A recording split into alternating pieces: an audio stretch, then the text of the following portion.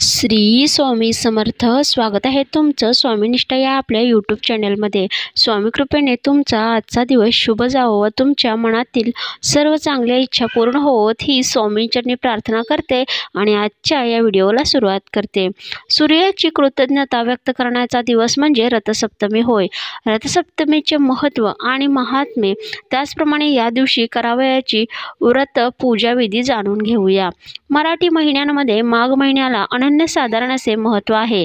या महिन्यात अनेक व्रत, वैकल्ये, सण, उत्सव येतात.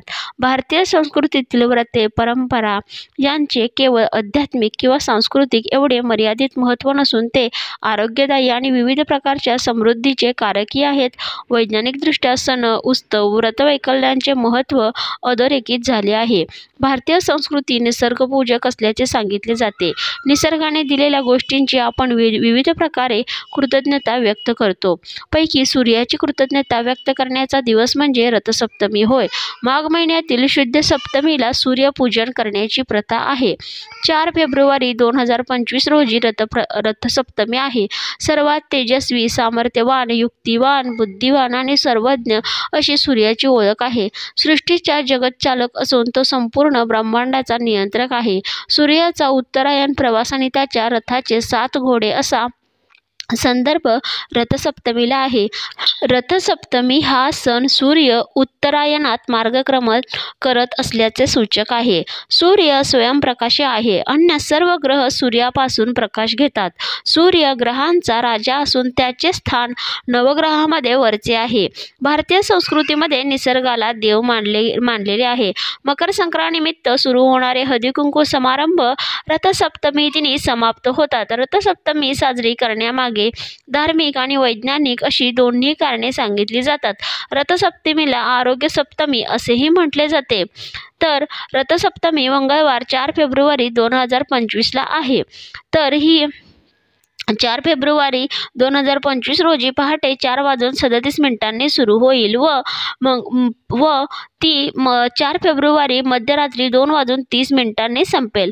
भारतीय पंचांगात पद्धतीत सूर्योदयाची तिथी मांडण्याची प्राचीन परंपरा असल्यामुळे रथसप्तमीचे व्रत पूजाविधी 4 फेब्रुवारीला करावा असे सांगितले आहे. रथसप्तमीचे व्रत हे एक सौर व्रत आहे.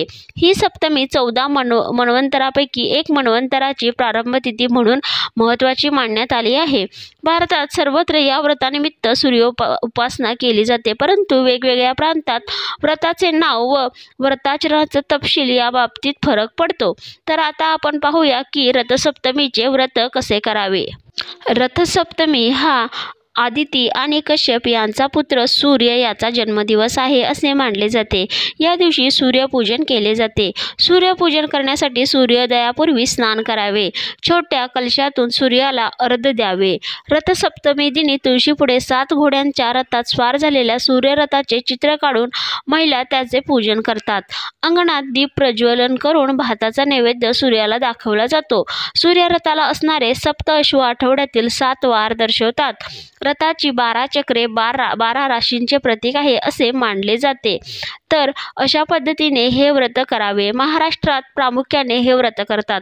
षष्ठीला एकभुक्त राहून व्रताचा संकल्प करणे. सप्तमीला अरुणोदयाच्या वेळी स्नान करून अंगणात काढलेल्या सूर्यप्रतिमेची पूजा करणे.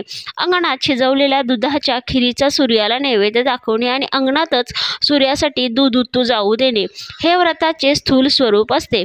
हळदी कुंकू व वायणे वाटणे असा कार्यक्रमही असतो. दक्षिणेत त्या दिवशी अनध्याय असतो आणि रात्री गायन, वादन, दीपोत्सव इत्यादी कार्यक्रम असतात. वर्षभर सूर्य उपासनेचे व्रत करून अखेरीस रथाचे दान केले असता महासप्तमी मस्तकावर बोरीची व रुईची प्रत्येकी 7 पाने धारण करून उपासना केली असता माद सप्तमी मस्तकावर दीप धारण करून उपासना केली असता अचला सप्तमी इत्यादी प्रकारे व्रतभेद सांगितले जातो.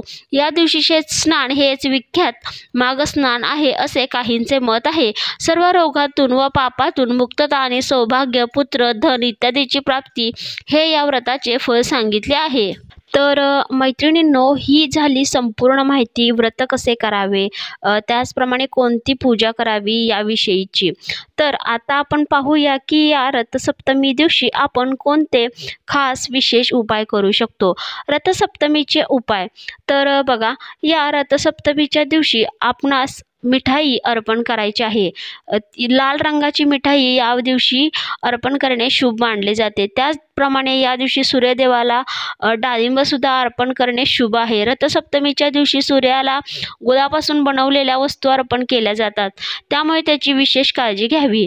त्याचप्रमाणे पूजेच्या शेवटी सूर्यदेवांच्या मंत्राचा जप करणे सुद्धा अत्यंत महत्त्वाचे आणि शुभ मानले जाते. तर रथसप्तमीचे अजून एक उपाय बघा, रथसप्तमीच्या दिवशी घराची पूर्व दिशा स्वच्छ ठेवा आणि तिथे दिवा लावा. यासोबतच गायत्री मंत्राचा 27 वेळा जप करा. असे केल्याने तुम्हाला सूर्यदेवाची विशेष कृपा प्राप्त होईल. रथसप्तमीच्या दिवशी कुशाच्या आसनावर बसून आदित्य हृदय स्तोत्राचे पठण करावे. यासोबतच तुमच्या वडिलांच्या किंवा तुमच्या वडिलांच्या वयाच्या व्यक्तीच्या पायाला स्पर्श करावा. हे सुद्धा अत्यंत शुभ मानले जाते. रथसप्तमीच्या दिवशी घरी गोड पदार्थ तयार करून अंधांना खाऊ घाला. याशिवाय गहू, गूळ, तांब्याची भांडी आणि लाल कपडे या दिवशी गरजूंना दान करणे सुद्धा अत्यंत पुण्यवर्धक आणि शुभ मानले जाते. तसेच या दिवशी सूर्यदेवांची पूजा करताना काही महत्त्वाचे मंत्रसुद्धा म्हटले जातात. हे जे मंत्र सांगितलेले आहेत हे शास्त्रामध्ये सांगितलेले आणि अतिशय प्रभावी मंत्र आहेत. तर हे जे मंत्र आहेत यातील कोणताही एक जो मंत्र आहे तो तुम्ही 108 माळी 11 वेळा 21 वेळा अशा पद्धतीने या दिवशी म्हणू शकता. तर मंत्र बघा, ओम गृणी सूर्य आदित्य, ओम री री री सूर्याय नमः, ओम सूर्याय नमः, ओम गृणी सूर्याय नमः, ओम री री री सूर्य सहस्त्र किरणराय मनोवांछित फलम देहि देहि स्वाहा, ओम एहि सूर्य सहस्राशो तेजोराशो जगतपते अणुकंप मोया भक्त्या गृणाघराय दिवाकर. त्याचप्रमाणे ओम ह्री गृणी सूर्य आदित्य क्ली ओम अशा पद्धतीने हे काही सूर्य मंत्र आहेत. यातील जो अत्यंत साधा सोपा मंत्र म्हणजे बघा, सरळ म्हणता येणारा म्हणजे ओम सूर्याय नमः, ओम सूर्याय नमः किंवा ओम ह्री ह्री सूर्याय नमः. ओम सूर्याय नमः हा जो मंत्र आहे हा रथसप्तमीच्या दिवशी तुम्ही दिवसभरात कधीही म्हणू शकता. त्याचप्रमाणे सूर्याला अर्घ्य देताना सुद्धा तुम्ही या मंत्राचा मंत्रोच्चार करू शकता. आपल्या संस्कृतीमध्ये प्रत्येक व्यक्तीबद्दल प्रत्येक गोष्टीबद्दल कृतज्ञता व्यक्त करण्याची पद्धत आहे.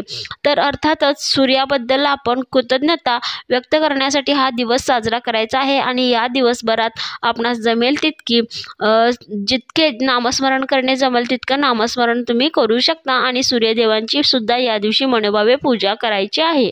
तसेच या दिवशी जे लहान मुलांचे बोरनान केले जाते त्याची सुद्धा समाप्ती होते. तर मैत्रिणींनो, ही झाली रथसप्तमी विषयीची संपूर्ण माहिती. शुभ मुहूर्त आणि या दिवशी करावयाचे काही खास सोपे आणि चमत्कारिक उपाय. तर आपल्या चॅनेलवर मी अशाच प्रकारचे सणवार, व्रत, वैकल्ये, उपाय, तोडगे यांची माहिती टाकत असते. तर अशाच प्रकारच्या नवनवीन व्हिडिओसाठी व्हिडिओला लाईक करा, चॅनलला सबस्क्राईब करा. तर भेटूया अशाच एका माहितीपर व्हिडिओसोबत. तोपर्यंत झालेली सेवा. श्री स्वामी समर्थ. महाराजांच्या चरणी रुजू. श्री स्वामी समर्थ.